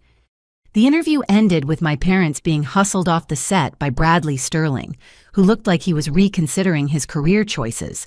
But the damage was done.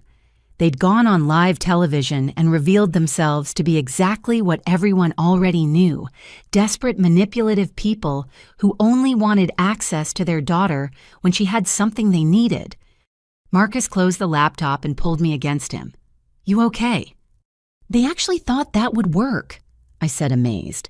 They thought they could lie their way back into my life.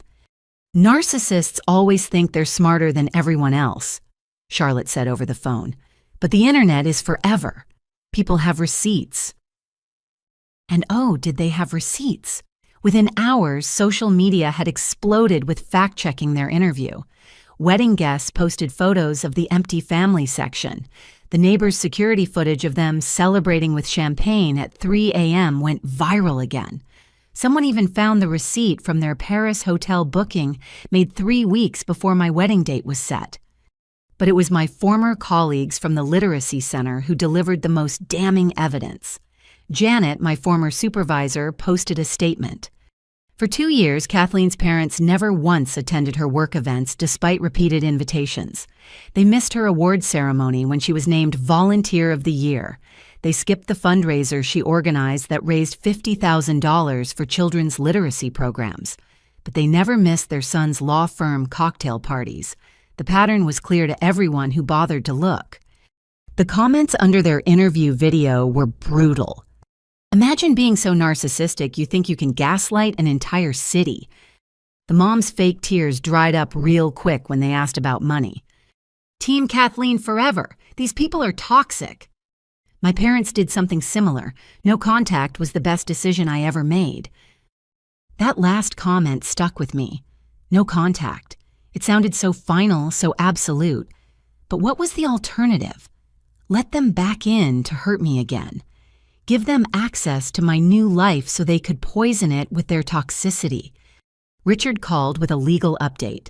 They've been sending letters to the Montgomery Industries headquarters trying to claim grandparent rights to future children you might have. We don't even have children yet. Exactly. They're so desperate they're trying to claim rights to hypothetical grandchildren. My legal team is having a field day with this. Grace added her own observation during a separate call. They're showing you who they are, Kathleen. Believe them. People who love you don't ambush you on live television with lies. They don't try to manipulate public opinion to force you into contact. She was right. Every action they'd taken since returning from Paris had been about control, not love. They wanted access to my life, not a relationship with me. They wanted the benefits of being connected to the Montgomery family without having done any of the work of being an actual family to me. That night, as Marcus and I packed to return to Chicago, I made a decision. I want to release a statement, I told him. One time, my words, my truth, then I'm done talking about them. Marcus kissed my forehead. Whatever you need, Charlotte can coordinate with the PR team. I spent hours crafting it, making sure every word was precise. I have been deeply moved by the outpouring of support following my wedding. To address the speculation, yes, my parents chose to vacation in Paris rather than attend my wedding. This was their choice, made with full knowledge of the date and significance of the event. While I am saddened by their decision and subsequent behavior, I am choosing to focus on the future with my husband and the family who has welcomed me with open arms. I ask for privacy as I process these events and request that the media respect my decision to move forward. I will not be discussing this matter further. Short, clear, and final. No room for misinterpretation or manipulation. Charlotte released it the morning we flew back to Chicago. By the time we landed, it had been picked up by every major outlet. The public response was overwhelmingly supportive. My parents predictably tried to respond with their own statement, but no reputable outlet would run it after their disastrous interview. They were left posting on social media to dwindling followers, most of whom were only watching for the continued train wreck. As we drove through the gates of the Montgomery estate past the security my parents had tried to breach, I felt something settle in my chest. This was my home now. These were my people, and no amount of public manipulation could change that.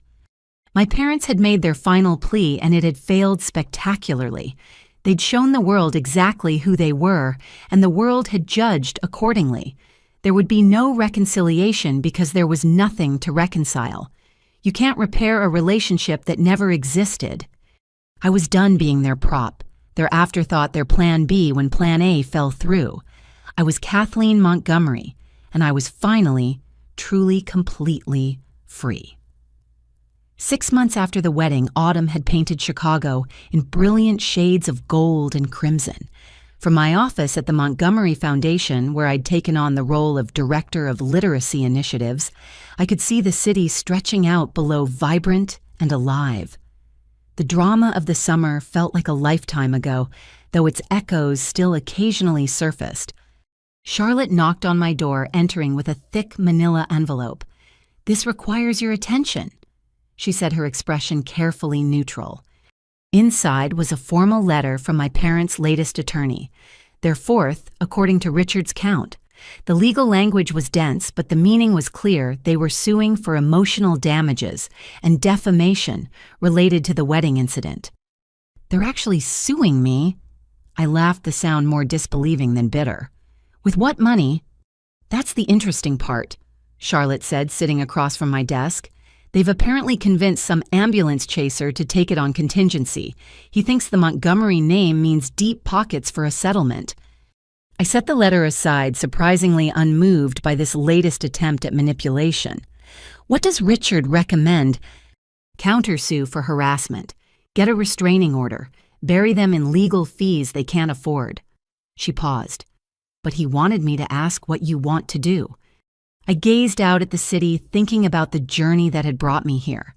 6 months ago, this would have devastated me. Now it was just another desperate grab for attention from people who'd lost all power over me. Nothing, I decided. File it away. Let them waste their money on a case that'll be thrown out. I have better things to focus on. And I did. The literacy program I'd developed had just received a $1 million grant. We were expanding to 20 new schools, bringing reading programs to thousands of children who, like me, might need to find refuge in books.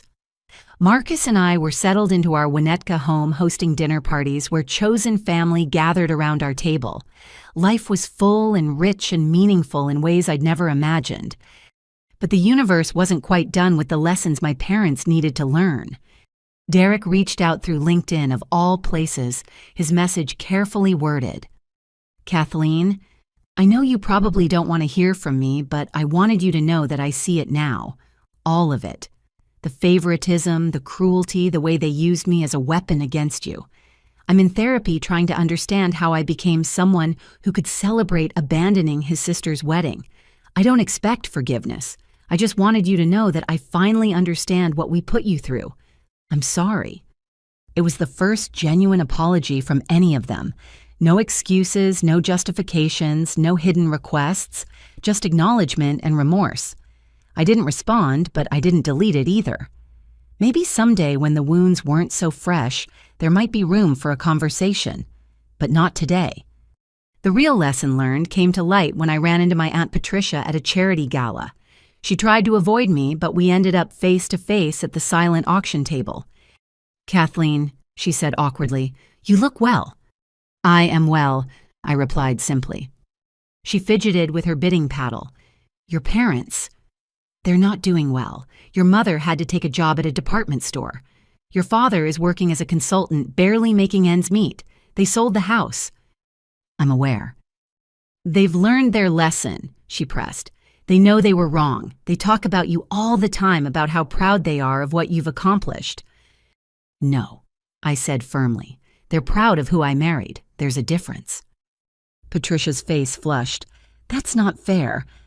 "Isn't it? Where were they when I graduated summa cum laude? When I won teaching awards? When I spent weekends building libraries in underserved communities?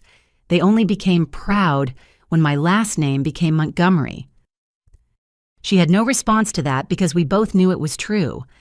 I learned through professional channels that their situation had indeed become dire. The house in Lincoln Park sold for less than they owed. They'd moved to a small apartment in a less fashionable neighborhood. My father's consulting business struggled as his reputation preceded him. My mother's retail job paid minimum wage. Derek, unable to find work at any reputable law firm in Chicago, had moved to a small town in Indiana to work at a legal aid clinic.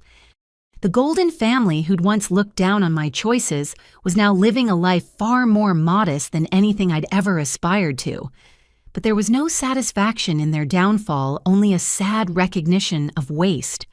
They'd had everything: a comfortable life, successful careers, 2 children who might have loved them, and they'd thrown it all away for what? The satisfaction of hurting me. The thrill of choosing Derek over me one more time. Grace found me in the Foundation's library one afternoon, surrounded by children's books I was reviewing for our program. "You're thinking about them," she observed, settling into a chair beside me. "Am I that obvious?" "Only to someone who's been watching you flourish for 6 months. What's brought them to mind?" I showed her Derek's message and Patricia's attempted guilt trip. She read both thoughtfully. "You know what strikes me?" she said finally. "They're still making it about them. Derek's message is the closest to taking responsibility, but even he centers his own journey. Patricia wants you to feel guilty about their circumstances. Your parents sue for damages. It's still all about them." She was right. Even in their downfall, they couldn't see beyond themselves. The lesson they'd learned wasn't that they'd failed as parents, but that their failure had consequences they didn't like. "The real tragedy," Grace continued, "is that they could have been part of this." She gestured at the books around us, the Foundation's work, the life I'd built. "They could have been grandparents to your future children, part of family dinners celebrated at holidays. They chose Paris over all of it." That evening, Marcus and I hosted dinner for his grandmother, Eleanor, who at 90 was still sharp as a blade. Over dessert, she fixed me with those penetrating eyes. "They've learned nothing," she said bluntly. "I've been watching, through my connections. They blame everyone but themselves. The media, the Montgomerys, even you, for not warning them about Marcus's wealth. They've learned that actions have consequences, but not that their actions were wrong." "Then what was the point of it all?" I asked, feeling suddenly tired. "The point, my dear, was never about them. It was about you. You learned you deserved better. You learned to stop accepting crumbs when you deserved a feast. You learned that family isn't about blood, but about choice." She reached over to pat my hand. "They may have learned nothing, but you learned everything." She was right. The lesson was never for them. It was for me. Every cruel choice they'd made had led me here to a life filled with purpose and love and chosen family who showed up not because they had to, but because they wanted to. That night, as Marcus and I prepared for bed in our beautiful home, I made a decision. I pulled out a piece of Montgomery Foundation letterhead and wrote one final letter. "Mom and Dad, I received notice of your lawsuit. I won't be fighting it, not because you have merit, but because I have better uses for my time and energy. You've spent 6 months trying to force your way back into my life through manipulation, public scenes, and now legal action. Not once have you simply said, 'We were wrong, we're sorry, and we love you,' without conditions or expectations. I've learned to live without your approval, something I should have done years ago. I've built a life filled with people who choose me, who show up for me, who love me without conditions. I've learned that's what I deserved all along. I hope someday you find peace with your choices. I have found peace with mine. I am not interested in reconciliation at this time. Please respect this boundary. Kathleen. I sealed it, addressed it to their attorney, and felt the last weight lift from my shoulders. They'd learned that actions have consequences. I'd learned that I deserved love. In the end, only one of those lessons led to happiness. 1 year after the wedding that changed everything, I stood in the nursery of our Winnetka home, my hand resting on my growing belly. The spring sunshine streamed through windows that overlooked Lake Michigan, painting the pale yellow walls in golden light. Marcus had insisted on hiring the best designers, but I'd wanted to paint the room ourselves to build this space with our own hands for our daughter. "She's going to be so loved," Marcus said from the doorway, watching me arrange books on the shelves we'd installed together. "She is." I agreed, placing Goodnight Moon next to The Velveteen Rabbit, classics I'd read alone as a child, but would read to her surrounded by family. The Montgomery Foundation's literacy program had exploded beyond our wildest dreams. We'd reached 50,000 children in our first year with programs in 60 schools across Illinois. The media had dubbed it the Kathleen Initiative, though I'd tried to discourage the name. But Eleanor had overruled me. "You've earned the recognition," she'd said firmly. "Let them see what you've built." What I'd built extended far beyond the foundation. The dining room that had once hosted tense Sullivan family dinners, where I'd shrunk into my chair, now rang with laughter every Sunday when our chosen family gathered. Charlotte and Diana Richard and Grace Eleanor presiding from the head of the table like a benevolent queen. Sarah and her new husband Janet from the Literacy Center, Marcus's college friends, who'd become mine. The family I'd created instead of the one I'd been born into. The doorbell chimed and I heard voices downstairs, the contractor arriving to discuss the playroom renovation. As I descended the stairs, I caught sight of myself in the hallway mirror. The woman looking back bore little resemblance to the girl who'd stood frozen in her childhood bedroom reading that cruel note. This woman stood tall, confident, 7 months pregnant, and glowing with purpose. "Mrs. Montgomery," the contractor greeted me warmly. "Ready to look at the plans?" Mrs. Montgomery. A year later, the name still sometimes surprised me, not because of the wealth or status it carried, but because of the love it represented. The choice Marcus had made to build a life with me, and the choice his family had made to embrace me fully. Later that afternoon, I had a checkup with Dr. Chen, the obstetrics chief at Northwestern Memorial, the same hospital where my parents had refused to visit when I'd had my appendix removed in college, claiming they were too busy. Now I had Grace in the waiting room, having insisted on driving me when Marcus got stuck in a board meeting. "Everything looks perfect," Dr. Chen announced after the ultrasound. "She's developing beautifully. Have you decided on a name?" "Eleanor," I said without hesitation. "Eleanor Grace Montgomery." Grace squeezed my hand, tears glistening in her eyes. "Mother will be beside herself," she whispered. On the drive home, we passed through Lincoln Park. I rarely came this way anymore, but today, Grace had taken a different route due to construction. There it was, my childhood home, a sold sign finally replaced with new owners already making changes. The gardens my mother had obsessed over were gone, replaced with modern landscaping. The window of my old bedroom now had different curtains. "Do you want to stop?" Grace asked gently, noticing my gaze. "No," I said, meaning it. "That's not my home anymore."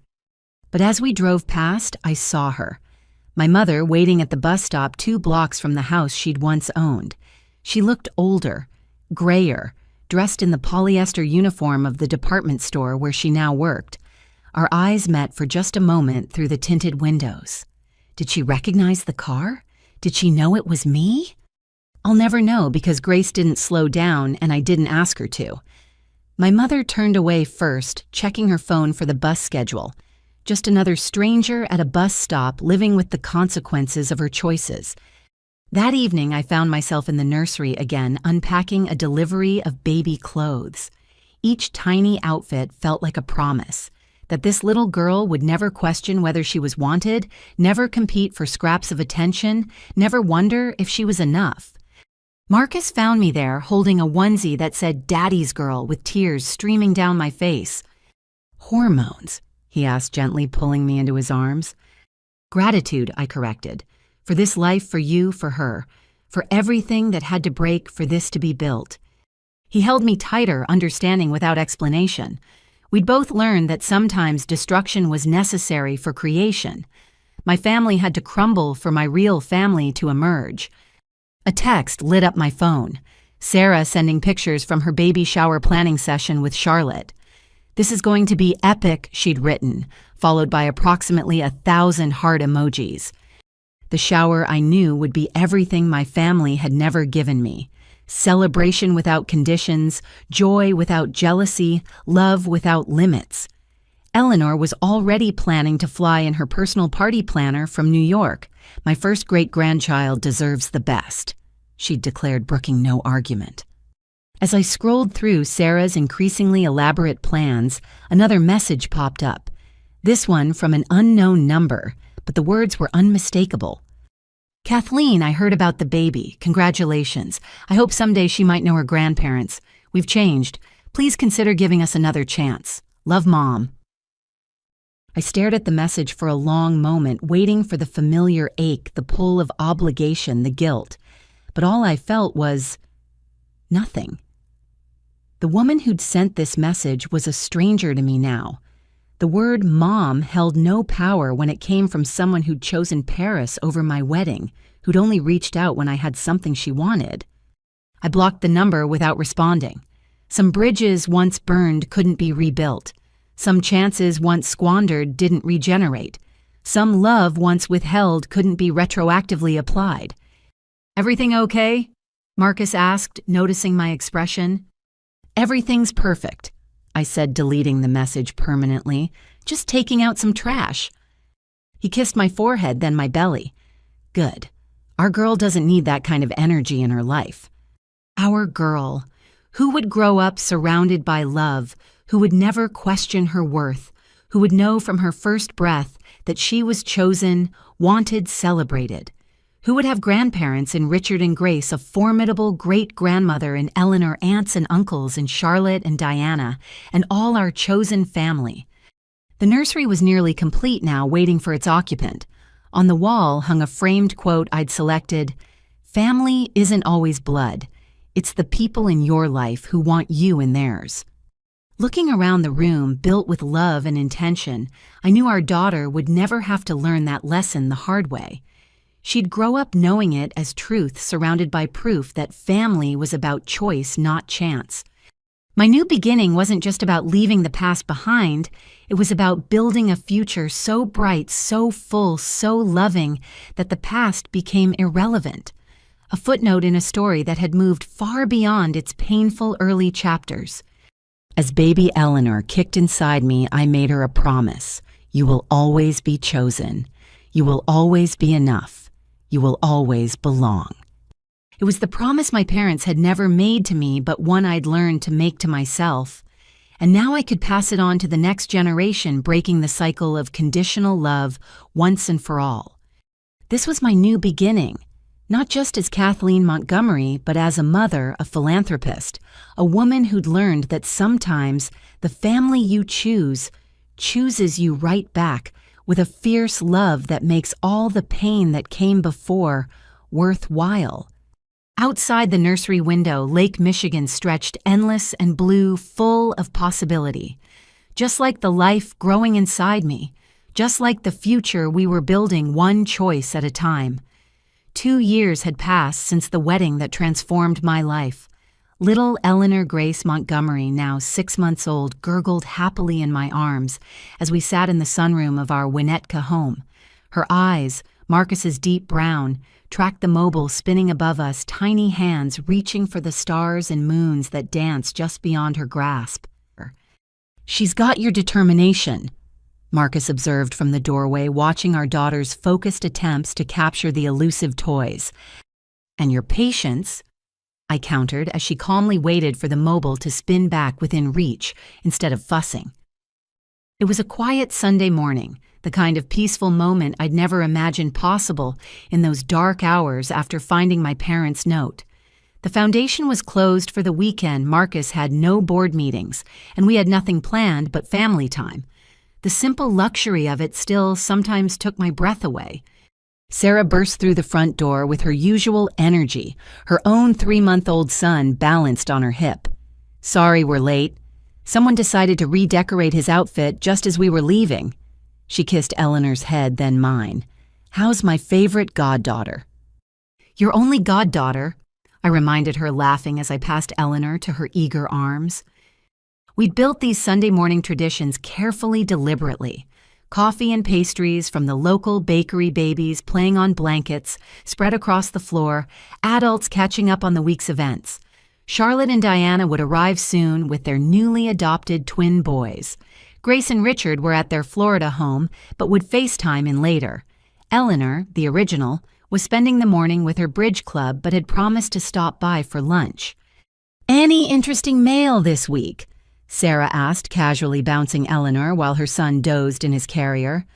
She meant letters from my parents. They'd never stopped coming, though their frequency had dwindled from weekly to monthly. I'd stopped opening them after the first few, which all followed the same pattern. Proclamations of change, demands for access to their granddaughter, and thinly veiled references to their ongoing financial struggles. "The usual," I said, gesturing to the unopened stack I kept in a drawer. "Richard's assistant screens them now for any actual legal threats." And nothing actionable, just the same emotional manipulation, different words. The doorbell rang and Marcus went to answer it. I heard Charlotte's voice, then the chaos of 2 toddlers being released into our child-proofed space. The twins, Alexander and James, immediately made a beeline for Eleanor's toy basket, their mothers trailing behind with the tired but happy expressions of new parents. "Coffee," Diana pleaded. "Strong coffee." As I poured cups and Sarah organized the babies into a rough circle on the playmats, I felt the profound rightness of this moment. This was family. Messy, loving, chosen family who showed up not because of blood or obligation, but because they wanted to be here. "Oh, before I forget," Charlotte said, pulling out her phone, "you need to see this. Someone sent it to the Foundation's general inbox." The video was grainy, clearly taken on a phone from across a room, but I recognized the location immediately, the soup kitchen where I'd volunteered before joining the Foundation full-time. And there, ladling soup into bowls, were my parents. "Is that," Sarah leaned in, squinting at the screen. "Community service," Charlotte confirmed. "Apparently part of a plea deal for some check fraud scheme they tried to run. They're doing 300 hours at various charities around the city." I studied my parents through the pixelated footage. They looked older, defeated, going through the motions of service without any joy or purpose. My mother's perfect manicure was gone. My father's proud posture slouched. They were performing penance, not discovering philanthropy. "How do you feel about that?" Diana asked gently. I considered the question, bouncing Eleanor as she started to fuss. How did I feel? There was no satisfaction in seeing them brought low, no vindication in their court-mandated charity work. If anything, I felt empty. They were strangers serving soup to other strangers, their connection to me severed so completely that watching them felt like viewing historical footage of people I'd once known. "I don't feel anything," I realized aloud. "They're just people, not my parents, just people who made choices and are living with consequences." Marcus squeezed my shoulder, understanding in his touch. We'd talked about this extensively in therapy. The point where forgiveness became irrelevant because the relationship itself had dissolved. You can't forgive people who no longer exist in your life in any meaningful way. Eleanor Grace chose that moment to demonstrate her newest skill, rolling from her back to her belly. We all cheered the video of my parents forgotten in the celebration of this tiny milestone. Charlotte's twins clapped enthusiastically, not understanding, but caught up in the excitement. "She'll be crawling before you know it," Grace warned through FaceTime Richard, visible in the background making silly faces at the camera. "Better baby-proof everything twice." The morning flowed into afternoon brunch, appearing courtesy of Marcus's expert coordination with our housekeeper. As we sat around the dining table, babies in high chairs and bouncy seats conversation, flowing as easily as the mimosas, I marveled at the fullness of my life. A toast. Eleanor announced having arrived fashionably late as always. At 92, she still commanded every room she entered. To family. The kind you choose, the kind you build, and the kind you nurture with intention and love. We raised our glasses, juice for the nursing mothers, champagne for the rest, and I felt the truth of her words settle deep in my bones. This was what I'd been searching for my whole life without knowing it. Not my parents' approval or attention, but this, a table full of people who chose each other daily, who showed up for the mundane moments and the milestones alike. After everyone left and Eleanor was down for her afternoon nap, Marcus found me in the nursery reading through a stack of children's books donated to the foundation. "Penny for your thoughts?" he asked, settling beside me in the oversized rocking chair. "I was thinking about forgiveness," I admitted. "Everyone always talks about it like it's this necessary thing, like you can't move on without it. But I have moved on, completely, without forgiving them." "Maybe moving on is its own form of forgiveness," Marcus suggested. "Not absolving them, but releasing yourself from the burden of their choices." I considered this watching dust motes dance in the afternoon sunlight. I spent so many years trying to earn their love, thinking if I just achieved enough, succeeded enough, made them proud enough, they'd finally see me, choose me. And now I know their inability to love me was never about me. It was always about them. Their limitations, their brokenness, their choices. I turned to face him fully. I can't forgive them because forgiveness implies a relationship to repair, but I can release them. Let them live their small lives while I live my full one. That evening, as I tucked Eleanor into her crib, I made a decision. I retrieved the stack of unopened letters from the drawer and without ceremony or drama, fed them into the shredder. Each page turned to confetti, their words unread and now unreadable. The last letter was different. The envelope bore Derek's handwriting. I hesitated, then opened it. Inside was a single page and a check. "Kathleen. This is the last letter I'll send. I've been in therapy for 2 years now, unpacking the golden child syndrome that made me complicit in your pain. I understand now that my silence was violence, my participation was cruelty, and my privilege came at your expense. The check is for $50, the same amount they left you on your wedding day. I know money can't undo the past, but I wanted to acknowledge the symbolism of that insult. Please donate it to your foundation. I'm building a different life now, one based on merit rather than favoritism. I hope someday, if you're ever willing, we might have a conversation, not as the people we were, but as who we're becoming. Until then, know that I see it all now, and I'm sorry. Derek." I stood holding the letter, feeling something shift inside me. This was accountability, not the desperate manipulation of my parents, but genuine recognition of harm done and responsibility taken. I wouldn't reach out. The wounds were still too deep, but I tucked the letter into Eleanor's baby book. Someday, when she was older, I'd tell her about the uncle she never knew, and the lesson that people can change, but only when they truly want to. The check I would donate as he'd asked, $50 toward teaching a child to read, turning a symbol of cruelty into a seed of kindness. As I returned to the living room, Marcus had lit a fire in the fireplace. We curled up together on the sofa, the baby monitor glowing softly beside us, showing our daughter sleeping peacefully. "No more letters," I told him. I'm done with that chapter. And this chapter. I looked around our home, the photos of our chosen family covering every surface, Eleanor's toys scattered across the rug, the remnants of a day spent in love and laughter still warming the rooms. This chapter is about building forward, I said, about raising Eleanor to know her worth from day one, about growing the foundation to reach more children, about Sunday brunches and bedtime stories and all the ordinary moments that make a life extraordinary. About choosing joy, Marcus added, pulling me closer. Yes, I agreed, about choosing joy. Outside, snow began to fall, blanketing Chicago in pristine white. A fresh start, a clean slate, a world of possibilities.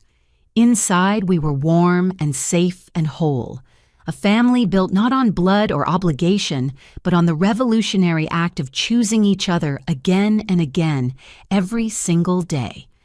My parents were out there somewhere in the city, serving their court-mandated hours, living their diminished lives, still probably crafting their next attempt at contact. But they were no longer my story. They were footnotes in a tale that had evolved far beyond their small imaginations. My story was here in this house, full of love with this man who saw my worth when I couldn't, with this daughter who would never question her place in the world. My story was in the thousands of children learning to read through the foundation, in the family dinners that rang with genuine laughter, in the quiet moments of profound gratitude for a life I'd never dared to dream possible. As we sat watching the fire, Eleanor's soft breathing through the monitor providing a gentle soundtrack, I thought about that scared girl standing in her wedding dress, abandoned and alone. I wished I could tell her, "It gets so much better. The pain you're feeling is labor pains birthing you into the life you deserve. Those who can't see your value will fall away, making room for those who will treasure you like gold." "Hold on," I'd tell her. "Your real family is coming, and they'll choose you so completely, so fiercely, so permanently, that you'll forget what it felt like to beg for scraps of love. You'll forget because you'll be too busy living a life so full of joy it erases the shadows of the past. Too busy being chosen to remember being rejected, too busy building something beautiful to mourn what had to break." The fire crackled. Marcus pressed a kiss to my temple, and somewhere upstairs, our daughter slept safely in her crib, dreaming baby dreams of milk and comfort and morning cuddles. This was my happily ever after, not a fairy tale ending, but a real life beginning, a chosen family, a purposeful life. A love that showed up every day in big moments and small ones, proving again and again that I was worth choosing. And that more than any revenge or vindication was the ultimate triumph.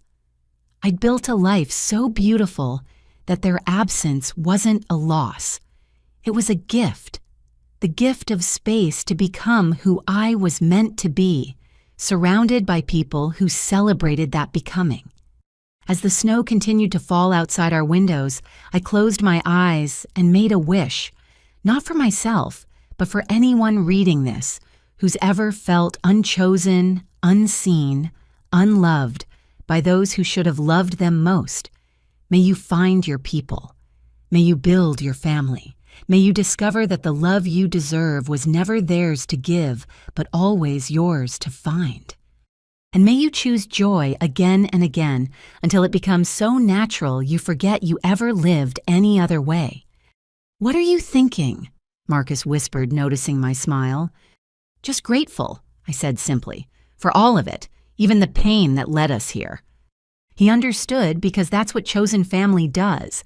They understand without explanation, love, without condition, show up without being asked. And as we sat there in the firelight, our daughter safe, above us, our chosen family scattered across the city, but held close in our hearts, I knew with absolute certainty, this is what love looks like. This is what family means. This is what happens when you stop accepting less than you deserve and start building more than you ever dreamed possible. The girl who found that cruel note on her wedding day was gone, transformed into a woman who'd learned the most important lesson of all. You can't make people choose you, but you can choose yourself, and in doing so, attract those who'll choose you too.